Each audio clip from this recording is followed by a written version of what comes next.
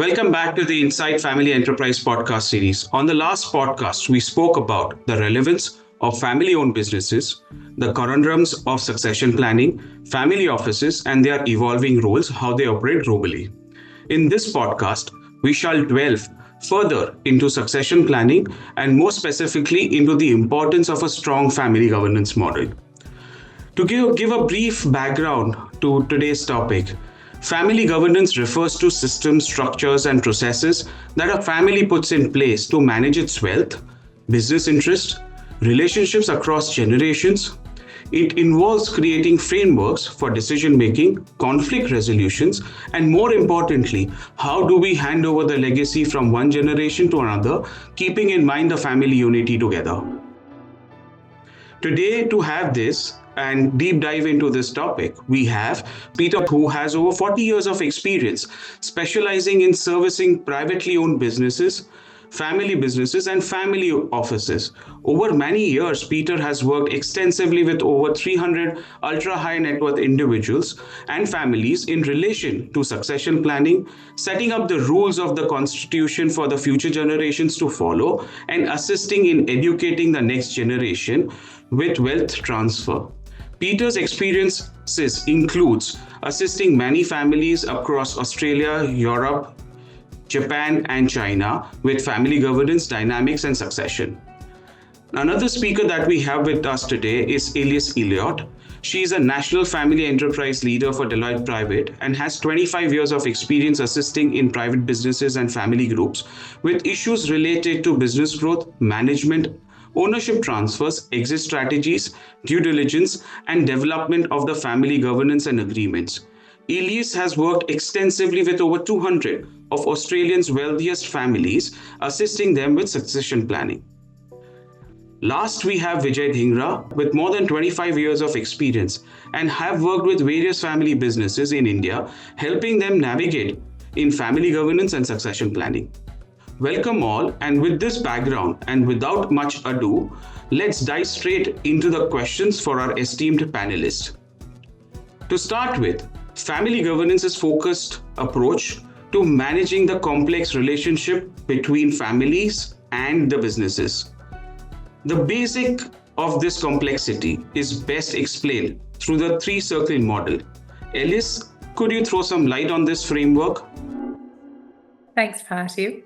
So the framework really represents the overlapping spheres between family, ownership, and business. And what it's really there to try and represent is to highlight the areas where there might be synergies and to highlight areas where there might be conflicts. So, for example, you might have a family member who's not involved in the business operations, but holds ownership in the business. So he or she would just sit in the ownership circle. A family member who works in the business but doesn't own shares would be located at the intersection between family and business. Or you might have a family member who actively manages the business and owns shares would be positioned in all three circles of the business. So that's really what it's meant to represent and to understand how governance works in each of those spheres. Thank you, Elise, for your response. Peter, over to you. Can you highlight how this segregation impacts the thought process and behavior of the family members? Yeah, from a family perspective, it's the third circle, or the circle which is the family circle. That is the most important of the three circles. Many patriarchs, matriarchs look at the three circles and they look at ownership and they look at business, they put the right controls in place, but they forget the most important point, the family. And it's the family dynamics is the greatest risk for families not to succeed to transfer wealth from one generation to the next. And the common themes that unfortunately that they don't look at is really that when we look at families, it's a lack of communication between the patriarch, matriarch and the next generation. There's a lack of transparency between the patriarch and the next generation. There's the patriarch and matriarch keeping control and not giving control to the next generation, which causes a lot of issues on that side. And this whole thing of lack of education, educating that next generation. So they're the things that from a family dynamics and having inequalities between family members and not really discussing that between family members. and not having a proper governance. All these things are things that have to be done initially before you put governance over ownership and business. Thank you, Peter. That was really insightful. And what you laid down is to say that, okay, we look at various complexities, look at the family dynamics, and based on that, we drive onto the governance part of it. And with that, Vijay, in your experience, would you like to share what would be the ideal steps and build upon what Peter mentioned on what would be the way in which family governance could be set up a little more in detail and keeping in mind the Indian context to it? Thank you, Parthiv. I think the basic tenets of putting in place a family governance structure is what is the goal that we're trying to achieve? What are the areas that we need to address? So I would generally follow a 3-step process. The first part will be discovery, second part will be alignment, and the third part will be transformation. In the discovery phase, one will need to assess what are the areas that need to be addressed. Discover yourself, discover each other, discover the family dynamics. Having understood where we are, I think alignment amongst family members become very relevant. And alignment is not my way or the highway. It has to be a consultative process. It has to be a listening process to address all areas that need to be addressed. Rules need to be set in place. And then you get into a transformation phase, which is the last part of the entire process. Now, transformation does not mean once you've set in place the rules, regs for the family governance, it's end of story. The answer is no. Transformation is an ongoing journey. So to my mind, Parthiv, in the context, be it Indian or otherwise, I think discovery, alignment, transformation, all the 3 components are very relevant. Thank you, Vijay. I think that was really, really great to say that discovery, alignment, and transformation. And transformation is ever evolving, and you don't set in the rules and you stay with it. With that, Elise, because Vijay touched upon transformation. Now, transformation would also mean handing over from one generation to the other generation. And typically, in a family governance and family-owned businesses, what would you believe? Like, how do you advise on grooming the next generation? Really interesting about that is that, and what we're seeing quite a lot more from an Australian perspective, is that sometimes the next generation don't actually want to be involved in the family business. So I think it comes back to the points that Vijay and Peter spoke about around really understanding the family issues. So understanding what is that next generation's passion and desire, because a client example that I wanted to talk about was a 4th generation large family business here in Australia. And what happened there was the grandfather really wanted his grandson to come and work in the family business, but the grandson actually wanted to go and study at uni and didn't want to come and work in the family business, and felt this huge weight on his shoulders of expectations from the family. And it was causing a lot of disharmony amongst the family members because he was so worried about telling his grandfather that he didn't want to come into the business. He did go into the business for a while and then told his grandfather, this is not what I want to do. This is not my passion in life. And so although it was a difficult conversation to have, it was a very important conversation to have. So I think first and foremost, you have to understand and listen to the desires of that next generation. And then you can sort of work through that next stage around education, which I think Peter is going to touch on in the next question. Yeah, thank you so much, Elias, and creating the segue for Peter. Peter, Elias did touch upon certain aspects with regards to, desire, willingness, ability, passion, when you're inducting the next generation into the business. What do you believe, in your experience, are the top 3 aspects which are essential for getting any next generation into the family business?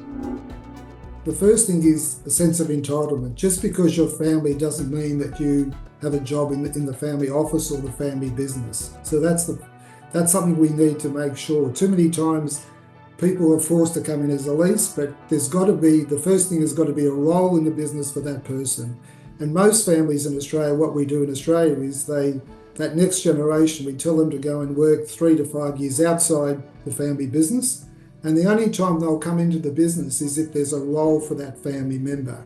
So there's got to be a role, and that's the most important point. And you've also got to make sure with that role, you've got a job description and also have a proper market salary.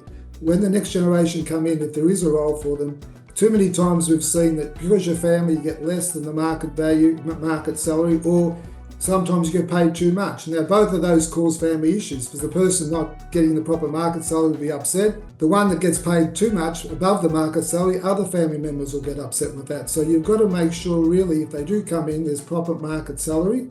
And the third point is really there's got to be proper training and education for that family member. Too many times we've seen in families around the world that they bring the family member in because it's family, they forget to give them the proper training and education, mentorship and those type of things. So they're the top 3.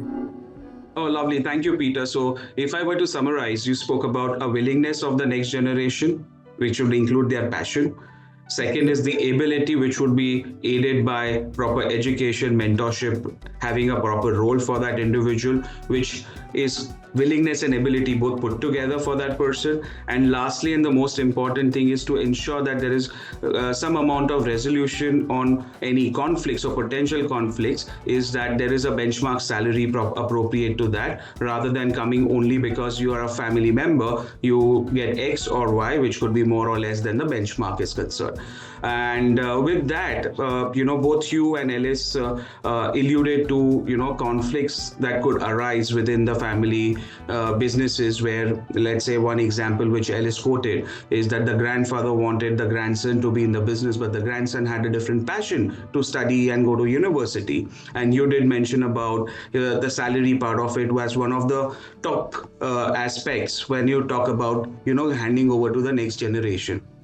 Vijay, moving on to you, how do you feel that, and in your experience, a family governance framework can help in resolving some of the conflicts which Elise and Peter brought out? And if there is anything more to add, how does family governance play a role? If you can throw some light on that, please.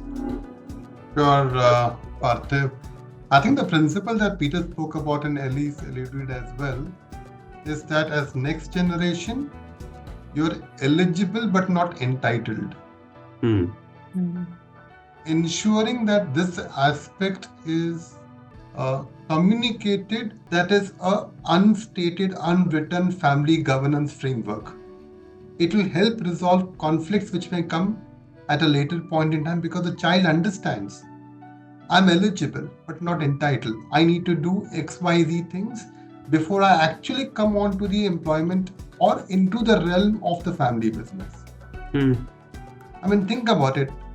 Family members have a desire to work together for the good of the family and the business. And that is the starting point of putting together a family governance framework. Now, when you put in place a family governance framework, there has to be accountability, there has to be policies that will prevent an arbitrary decision making. Policy that will enable communication and transparency. And when you have some of this and all of this, I think there is trust. Conflicts will reduce. Family members need to invest time in understanding what-if situations. Illustratively, I've got a family where a member of the family came back and said, I would like to start a chocolate business. Now, because there are regulations or set of rules put in place in the family framework, governance framework, to say that if somebody comes up for starting a business, what are the parameters that will be looked at for determining whether or not to fund? The person who comes up knows the rule of the game. People who are deciding will apply the same rules of the game. It helps reduce conflict.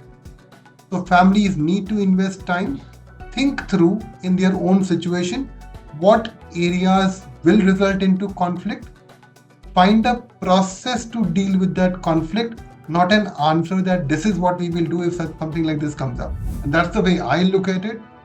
I've also looked at families setting in place the need to have external advisors as part of the governance process. Now, one needs to be mindful, what are you seeking the external advice for? Once you have zeroed down on that part, I think to a large extent, families which have put in place a good governance framework, invested in conflict resolution or areas that need to be addressed, such families have a longer duration, much beyond the third and the fourth and the fifth generation, as long as the transformation, i.e. practice, is done regularly. Thank you. Oh, lovely. Thanks, Vijay. I think you've explained it very well on what has to be the thought process, and if required, seek that external help who would act as if in a dispassionate manner to ensure that the interests are aligned and the family unity continues while framing up this entire document.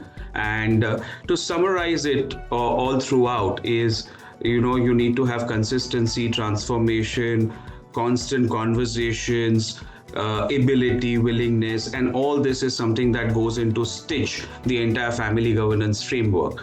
Now moving on, and this question is to all three of you all, and I'll request Elise to go first, Peter, and followed by Vijay.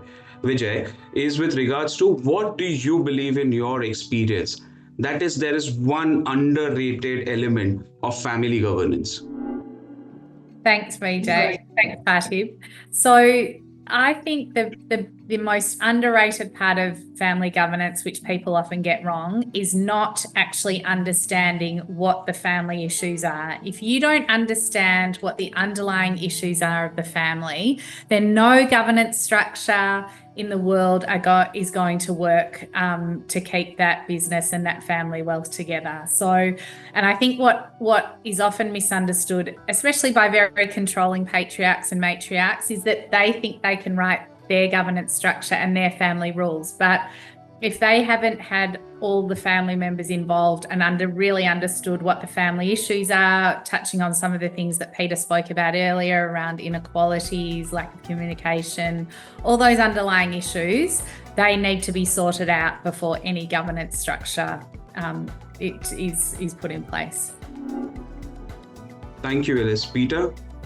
Just carrying on what Elise and Vijay said, I think that is the most important part, that the rules and the governance you come up with is not the patriarch or matriarch's governance and rules. It's all the family together agreeing to that governance.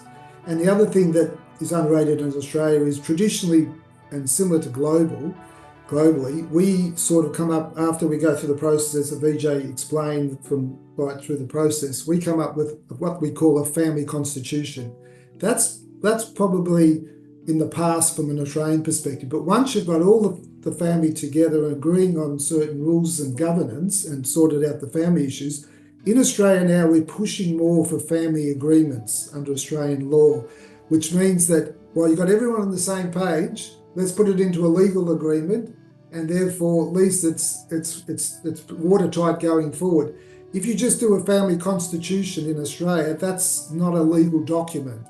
So that's one of the most important things we're pushing from an Australian perspective, and other jurisdictions around the world where you can do that.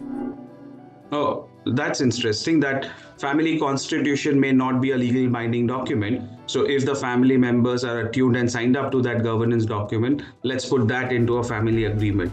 Vijay, your points on that one underrated element? So the underrated element, I think I'm aligned to what Elise and Peter mentioned. Family issues. Family concerns is the most important dimension that many business families probably, I wouldn't say neglect, but give it a little low priority. We get into governance, who will take decisions on business. We forget that there are people back home who have a say on the person who comes to work. I've had a situation where 100% of the governance on the business was in place.